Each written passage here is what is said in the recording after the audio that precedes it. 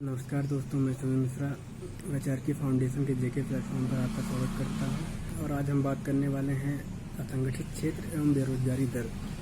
जैसे कि आप सब जान रहे हैं, कोरोना महामारी का काल चल रहा है और इसके कारण हजारों करोड़ों लाखों की संख्या में मजदूरों का पलायन हो रहा है।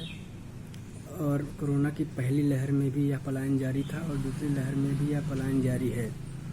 यही श्रमिक वर्ग, मजदूर वर्ग असंगठित क्षेत्र के हिस्सेदार होते हैं, जो छोटे मझले कुटीर उद्योगों में कार्य करते हैं। दूसरी तरफ संगठित क्षेत्र है, जिसमें सरकारी कंपनियां, सरकारी नौकरियां और सरकारी औद्योगिक धंधे आते हैं। और करने वाली बात यह है कि असंगठित क्षेत्र का हिस्सा 90% है और संगठित क्षेत्र का हिस्सा 10% है। 10% संगठित क्षेत्र से 50% की GDP उत्पन्न होती है और 90% असंगठित क्षेत्र से भी 50% की GDP उत्पन्न होती है। गौर करने वाली बात यह है कि 90% श्रम शक्ति वाला अर्थव्यवस्था का आधा हिस्सा असंगठित क्यों है। यह है कि संगठित क्षेत्र की बुलंद इमारत असंगठित क्षेत्र के श्रमिक वर्ग से ही खड़ी होती है। और संगठित क्षेत्र के 10% लोग क्यों चाहेंगे कि 90% श्रम शक्ति वाला असंगठित क्षेत्र इसका हिस्सेदार क्यों बने। भारत की लगभग 93% श्रम शक्ति दयनीयता के अंधेरे में जीवन यापन करती है। हमारे पास कुछ डाटा है जिनके मुताबिक अंतर्राष्ट्रीय श्रम संगठन की 2018 की रिपोर्ट के अनुसार असंगठित क्षेत्र में कार्यरत श्रम शक्ति का वैश्विक औसत 60% से अधिक है। अफ्रीका में यह 85.8% सबसे ज़्यादा है। एशिया एवं प्रशांत क्षेत्र में 68.2% है। अरब देशों में 68.8% है और अमेरिका में 40% है। इसी प्रकार यूरोप एवं मध्य एशिया में 25.1% सबसे कम है।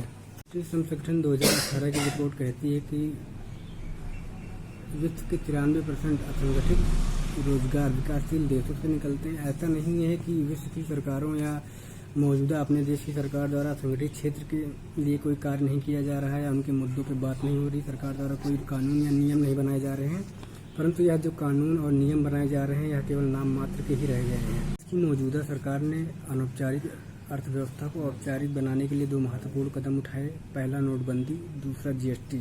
हमारे पास मौजूद डाटा के अनुसार the all India manufacture organisation की एक सर्वे के मुताबिक 8 नवंबर 2016 की आधी रात को नोटबंदी लागू की गई थी। 31 दिसंबर 2016 तक असंगठित क्षेत्र के 60% श्रमिक बेरोजगार हो गए और छोटे कारोबारों, दुकानों और सूक्ष्म उद्योगों के राजस्व में 47% की गिरावट आई थी। इसी प्रकार जुलाई 2017 में GST लागू होने के परिणाम स्वरूप पंजीकृत करदाताओं की संख्या 64 लाख से बढ़कर 1 करोड़ 12 लाख हो गई थी। करदाताओं की संख्या में यह 40% की वृद्धि हुई और यह अनौपचारिक क्षेत्र के औपचारिक होने का परिणाम एवं प्रमाण है। GST लागू होने के बाद 2017-18 में बेरोजगारी दर 45 साल के सर्वोच्च स्तर पर 6.1% पर पहुंच गई और इसमें 75% योगदान असंगठित क्षेत्र का था। नमूना सर्वेक्षण की फरवरी में 2019 में लीक हुई रिपोर्ट के मुताबिक इस बेरोजगारी दर को 8.9% बताया गया। कोरोना महामारी ने भी इसमें योगदान दिया और अब बेरोजगारी दर 24% पहुंच गई है। मौजूद डाटा के अनुसार कोरोना महामारी के कारण मार्च 2020 में पूर्णबंदी से बेरोजगार हुए 12 करोड़ लोगों में 75 से 80% श्रमिक असंगठित क्षेत्र से थे। बंदी के दौरान असंगठित क्षेत्र के श्रमिकों के साथ सरकारी नीतियों पर बनाई गई दबी छिपी तस्वीर खुलकर सामने आ गई है।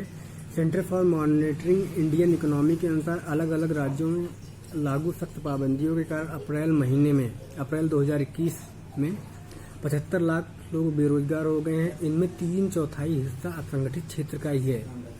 इस तरह अप्रैल में बेरोजगारी दर 8% पहुंच गई है, जो सर्वोच्च है। असंगठित क्षेत्र के नाम पर भी सरकार द्वारा कई कानून बनाए गए हैं, जैसे मजदूरी श्रम संहिता 2020।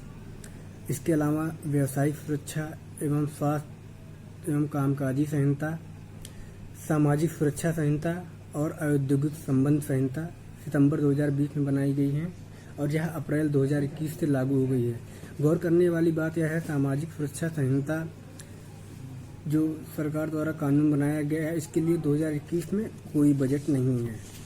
सरकार को असंगठित क्षेत्र को ध्यान में रखते हुए कानून एवं नीतियाँ बनानी चाहिए, जिससे असंगठित क्षेत्र की 50% GDP में हिस्सेदारी बढ़कर और भी ज़्यादा हो, क्योंकि असंगठित क्षेत्र की श्रम शक्ति बहुत बड़ी है, यह 90% है और इससे GDP की दर को बढ़ाया जा सकता है। संगठित क्षेत्र एवं इससे जुड़ी हुई बेरोजगारी दर के बारे में कोई अपनी बात साझा करना चाहते हैं या अपनी कोई राय व्यक्त करना चाहते हैं तो कमेंट में जाके ज़रूर इसके बारे में बताएं। धन्यवाद। और नीचे जो वो सब्सक्राइब का बटन है ना, उसको हिट करो, जल्दी से करो सब्सक्राइब।